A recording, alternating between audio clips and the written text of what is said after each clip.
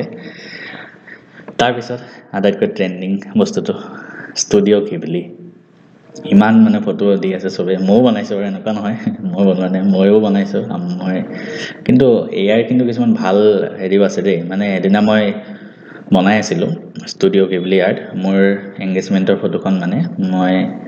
এখন ফটো আছিলে মোৰ দেউতা মোৰ ৱাইফ আৰু মোৰ তিনিটা মিলি এখন ফটো আছিলে তাৰপিছতে চেট জিপিটিত গৈ দিলোঁ মোৰ মাৰ ফটোখন দি দিলোঁ মই দিলোঁ যে আই লষ্ট হাৰ ইন 2020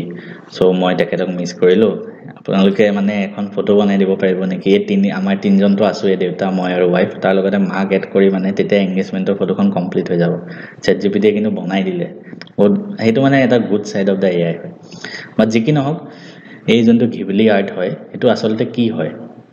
আমি সেইটোৰ বিষয়ে পঢ়োৱাকচোন ট্ৰেণ্ডি টপিক হয় গতিকে আমি জানাটো দৰকাৰ আচলতে কি হয় অকল পৰীক্ষাৰ পাৰ্সপেক্টিভৰ পৰাই নহয় চবেই জানাটো দৰকাৰ অপেন এআই যোনটো কোম্পানী হয় চেট জিপিটি 4o তেওঁলোকে এলাউ কৰিছিলে ষ্টুডিঅ' ঘিবলি ষ্টাইল ইলাষ্ট্ৰেশ্যন বনাৱাৰ তো ঘিবলি বস্তুটো হয় কি ৱৰ্ড যোনটো হয় ঘিবলি ৱৰ্ড সেইটো এটা ষ্টুডিঅ' ঘিবলিৰ লগত ৰিলেটেড হয় এটা আৰ্ট ৱৰ্ক হয় এইটো legendary Japanese animation studio' Ghibli studio' হয় জাপানিজ হয় মনত ৰাখিব known for its breathtaking hand-drawn animation, emotional storytelling আৰু এনেকুৱা নহয় মানে কি অকল হেতু ষ্টুডিঅ'ৰ মাজতে সীমাবদ্ধ সিহঁতে বনোৱা বহুত ফিল্মে কিন্তু মানে অস্কাৰ এৱাৰ্ডো পাইছে এনিমেশ্যন মুভিত কেটেগৰীত মানে অস্কাৰ এৱাৰ্ডো পাইছে ষ্টুডিঅ' ঘিবলি কিমান চনত প্ৰতিষ্ঠা কৰা হৈছিলে 1985 চনত তিনজন আৰ্টিষ্টে কৰিছিলে জাপানিজ আৰ্টিষ্ট কোন কোন আছিলে হায়াও মিয়াজাকি এখেতৰ নাম বেছিকৈ লোৱা হয় নামটো মনত ৰাখিব হায়াও মিয়াজাকি ইছাও টাকাহাটা আৰু টচিঅ' সুজুকি তিনজন নাম ষ্টুডিঅ' ঘিবলি ফাউণ্ড কৰিছে মনত ৰাখিব 1985ত জাপানত এইটো ইয়াৰ উপৰিও ঘিবলি আৰ্টৰ ওপৰত এটা মিউজিয়ামো আছে ক'ত আছে জানানে মিটাকা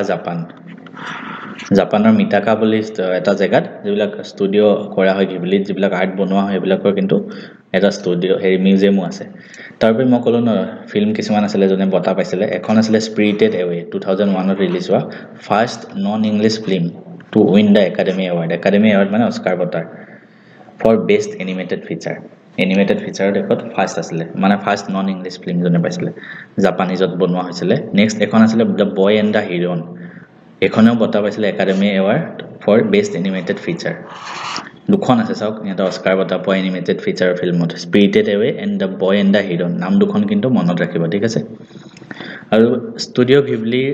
সেই আৰ্টৱৰ্ক যিটো ষ্টুডিঅ' সিহঁতে বনোৱা প্ৰথমখন চিনেমাৰ নাম কি যদি আহে কেতিয়াবা এইটো মনত ৰাখিব Laputa the castle in the sky 1986ত 1985ত ষ্টুডিঅ'টো ফাউণ্ড হৈছিলে 1986ত প্ৰথমখন মুভি আছিলে এইটো নামটো তো এইকেইটা মস্ত মনত ৰাখিব